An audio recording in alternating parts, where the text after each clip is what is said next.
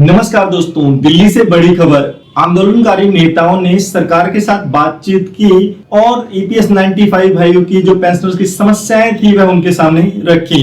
आज हम आपको इस बैठक, मंत्रियों के आश्वासन और आगे की रणनीति के बारे में विस्तार से बताएंगे, तो वीडियो के साथ बने रहिए। चलिए शुरू करते हैं, लेकिन आइए इससे पहले सुनते हैं अशोक रावत जी को, वह क्या कह रहे हैं। शांततापूर्वक आंदोलन कर रहे हैं क्योंकि हमारे लोगों का स्वास्थ्य, आर्थिक व्यवस्था, स्वास्थ्य कैसा है, ये सारी चीजें देख के, उनकी मोबिलिटी ये देख के हम शांतिपूर्ण आंदोलन कर रहे हैं। दिल्ली में आंदोलन हम कर सकते हैं, लेकिन वहाँ इतने लोग नहीं आ सकते, और इसलिए, और दूसरी बात यह है, गाँव के आंदोलन का परिणाम, जो उद्देश्य है वो है सरकार के पास आपकी बात रखना, उनके कानों तक पहुंचाना। मैं आपको बता दूं, बात पहुंच चुकी है, उस पर काम हो रहा है और जल्दी हमारा रिजल्ट आएगा। इसलिए हमें आंदोलन बड़े तौर पर करने की जरूरत नहीं पड़ेगी। डेमोन्स्ट्रेशन पूरे भारत में वो जरूर होना चाहिए। दिल्ली का आंदोलन अगर हमारा काम स्पेसिफिक नहीं होता है, लेकिन जहां उसकी जरूरत नहीं है वो चीज करके, हम सिर्फ अपनी नेतागिरी चमकाने के लिए नहीं है, हमें काम करवाना है। या प्राइम मिनिस्टर ऑफिस का इसमें इंटरवेंशन जल्दी कराने के लिए कोशिश करें। और दूसरा हमारा उद्देश्य था कि आदरणीय हमारे मनसुख मांडविया जी जो कामगार मंत्री हैं उनको मिले और उनको भी कहें कि आप स्पीड बढ़ाइए सर। यहाँ पर रावत जी ने कहा कि बैठक में आदरणीय मंत्री डॉक्टर जितेंद्र सिंह और मनसुख मांडविया जी से बातचीत हुई। आंदोलनकारियों ने कहा कि उनका जो आंदोलन है वह बिल्कुल शांतिपूर्ण है और सिर्फ इसका मकसद सरकार तक अपनी बात को पहुंचाना है।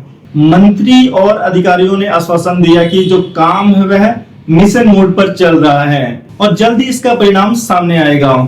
नेताओं ने लोगों से संयम रखने की अपील की, क्योंकि यह जो काम है इसमें श्रम मंत्रालय, वित्त मंत्रालय और ईपीएफओ तीनों मिलकर काम कर रहे हैं। आंदोलनकारियों ने कहा कि जब काम अपेक्षा अनुसार नहीं होंगे तो फिर आंदोलन भी बड़े किए जाएंगे, लेकिन फिलहाल संयम रखना जरूरी है।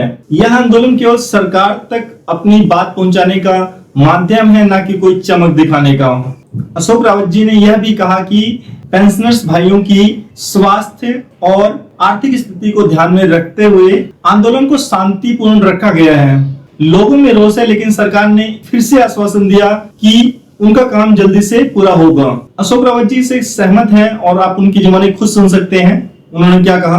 अब देखते हैं दोस्तों आगे क्या होता है। अगर आप इस अपडेट को फॉलो करना चाहते हैं तो चैनल को सब्सक्राइब करें और अन्य पेंशनर तक भी यह बात पहुंचाएं। और माननीय अशोक रावत जी और अन्य पेंशनर भाइयों से अपील है कि वह अपना कार्यक्रम जारी रखें, जिससे कि ईपीएस 95 पेंशनर्स भाई हैं उनकी मांगे जल्द से जल्द पूरी हों। दोस्तों फिर मिलेंगे अगले वीडियो में। नमस्कार दोस्तों, YouTube पे ईपीएस 95 पेंशन, यह जो खबर है इससे रिलेटेड अपडेट है, सभी पेंशनर्स भाइयों के दिल में रहता है कि भाई कि क्या अपडेट चल रही है, क्या नहीं चल रहा है। और इसको लेकर के जितने भी हमारे ईपीएस 95 पेंशनर्स भाई हैं वह एक प्रकार के पसपोस में रहते हैं कि क्या अपडेट आने वाला है, क्या नहीं।